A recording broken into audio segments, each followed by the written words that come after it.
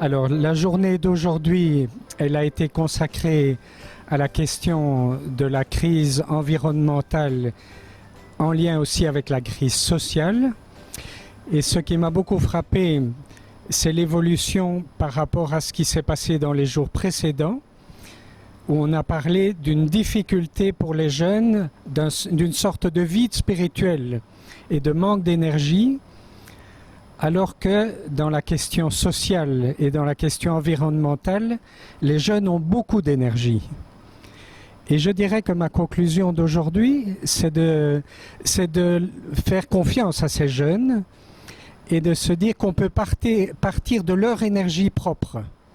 Non pas leur dire ce qu'ils doivent faire, mais partir de ce qu'eux veulent faire, et puis de les aider et de leur donner un cadre pour approfondir, pour aller plus loin, pour peut-être corriger certaines idées qu'ils ont. How to implement the ecology action. That's very challenging, you know. And that's not easy, actually. To respond ecology to me means that I am challenged to make it to be an action. It means I am challenged to save the world. To do that, it seems that we need a kind of structure, commitment without structure, commitment without accountability is nothing. Hoy ha sido un día sensacional, maravilloso. La verdad es que el tema de la justicia social y de la ecología es tan importante para nuestros chicos, para nuestras chicas, para nuestro mundo.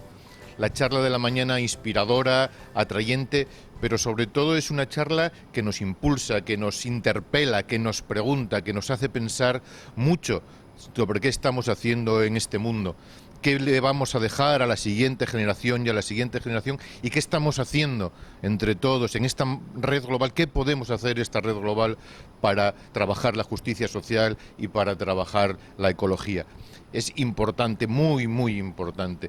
Yo marcho después del día de hoy con ganas, con muchas preguntas, con muchas dudas también, pero muy empujado a llevar a mi zona, a llevar a mi región este trabajo por la justicia social. Nuestros chicos, nuestras chicas, nuestros jóvenes, tenemos que ser capaces de irradiarles esa responsabilidad, de irradiarles esa alegría. Tenemos que intentar que cunda en ellos esa maravillosa idea de llevar a cabo la utopía, de intentar construir el reino de Dios en la tierra, esa maravillosa utopía que nos pide nuestra fe. Pero construir el reino de Dios en la tierra pasa por tener tierra, una tierra justa para todos y una tierra sana y saludable. Gracias. Trabajar sobre la pedagogía del cuidado. A veces creemos que el cuidar de las cosas, el cuidar de nuestro mundo, el cuidar a las personas, el cuidar nuestra identidad, el cuidar nuestro único planeta, es cuestión de buenas intenciones. Yo creo que tiene que implementarse una pedagogía del cuidado. Tenemos que aprender a cuidar las cosas, tenemos que aprender a cuidarnos, tenemos que aprender a cuidar la vida, tenemos que aprender a cuidar a la persona, tenemos que cuidar la interioridad. Y eso se hace con una práctica pedagógica, no es simplemente de buenas intenciones. O cómo practicar hábitos verdes, pero diariamente. Cómo hacer que tomar conciencia y practicar diariamente el cuidado de nuestro planeta, de nuestra casa común, con cosas simples. Quizás el que yo eche el agua en el toilet, en lugar de hacerlo 6 veces a la semana, lo haga 2. Parece un número simplemente menor, pero yo creo que hace una gran diferencia. Cada día, el cuidar cuánta agua utilizo, cómo clasifico las cosas que voy a echar, dónde las echo, las cosas que gasto, no gasto. Me parece a mí, yo creo que es tomar conciencia de mi obligación, de nuestra obligación, y no solamente pedir a los demás, sino invitar con mi propia vida a apagar la luz, a quizás proponer otro tipo de energías, más solares, más eólicas. Yo creo que se trata de tener una conciencia y un hábito, y por eso llamo nuevos hábitos verdes. Ojalá pudiésemos recoger de todo el mundo nuevas intenciones, nuevas propuestas, de hacer de nuestra práctica una práctica verde, y hacer que nuestra vida sea verde, en todo sentido. ¿Cómo aprender de los pobres el cuidado de la vida, el cuidado con menos, con casi nada?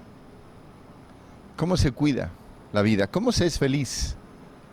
¿Cómo se vive con menos cosas, con menos necesidades? Porque rico no es aquel que tiene más, sino aquel que necesita menos.